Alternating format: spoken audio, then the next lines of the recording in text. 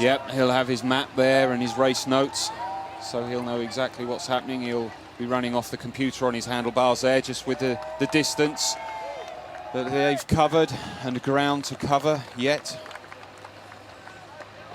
And Rob, it's a fascinating battle, isn't it, between a sprinter and a climber. With the time bonuses and the nature of the course, it's coming, you know, it's been to Howard's advantage for most of the week, and now it's coming towards Jonathan Tiernan-Locke with the hills today and tomorrow.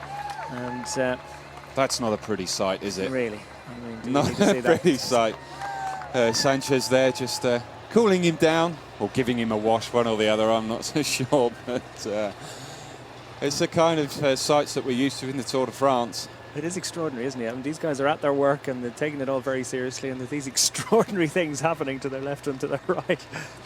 Certainly gives the riders a little extra to talk about at the dinner table, and when they're on the massage table with the Soigneur back at the hotel in the evening.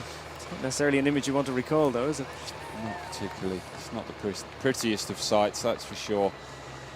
But good work, good tempo here being set by Sanchez for his rider there, Urtasun. So what's the plan for Tiernan-Locke to try and get more time today? Is it quite simply attack late? You know, how can he shift Leigh Howard? Because Howard did a good job of trying to hang on. He was within a minute and a half from yesterday, or quite a bit less. He really did. There's a lot of pressure that needs to be applied, I think, to the peloton to try and get rid of Howard. And I don't know if it's pressure that his teammates are able to do. Oh, here we go. Urtasun goes for the King of the Mountains points. Bernie Sulzberger fancies getting a few points there as well. So first two over the line for the second Skoda King of the Mountains hill of today's stage. So there's confirmation. Pablo Urtasun takes top points at the top of Coffin Stone, ahead of Bernie Sulzberger and Ivan Basso. And that's a 13-point gain for Urtasun in closing the deficit to Christian Haas. So a little bit of an anxiety there for Christian Haas in that competition. Superb performance yesterday from Leopold Koenig, who took stage honours. Did a professional job of staying on the wheel of Jonathan Tiernan-Locke in the closing stages. Just did a few turns just to make sure that those two stayed clear, and he had plenty in hand for the final gallop and took an all-important victory for this squad. Yeah, I think Tiernan-Locke would certainly have wanted the NetApp riders come through a little bit more, as we see the peloton just going over the top there now. And Cav hangs on. It was cracking a little bit halfway up the hill, but they managed to gather it all up, and Cavendish is safely in the peloton towards the back, but secure as they head towards the next King of the Mountains.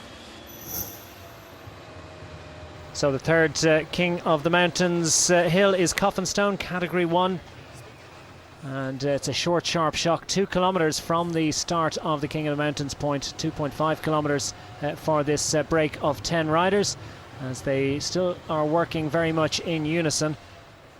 Pablo Urtasun will probably be the most motivated of this group, having taken top points at the top of Maryvale, and of course he's narrowed the gap between himself and Christian Haas in that Skoda King of the Mountains competition, well, significantly at this point. Certainly it'll be getting Christian Haas's attention in the bunch behind. Yeah, and Urtasun, let's not forget, he's got a teammate here, and his teammate Samuel Sanchez, he's here on the front just setting pace.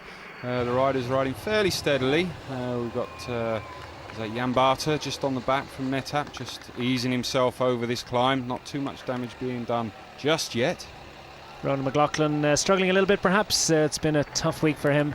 Still quite an impressive one for the An Post Sean Kelly rider.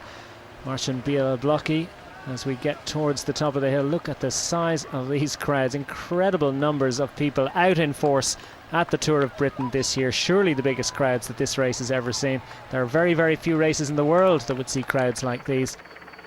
Tour de France comes to mind, and certainly the crowds here are matching them for size and enthusiasm, as Samuel Sanchez sets an even, steady tempo on the front of the group. Ivan Basso looking comfortable as well.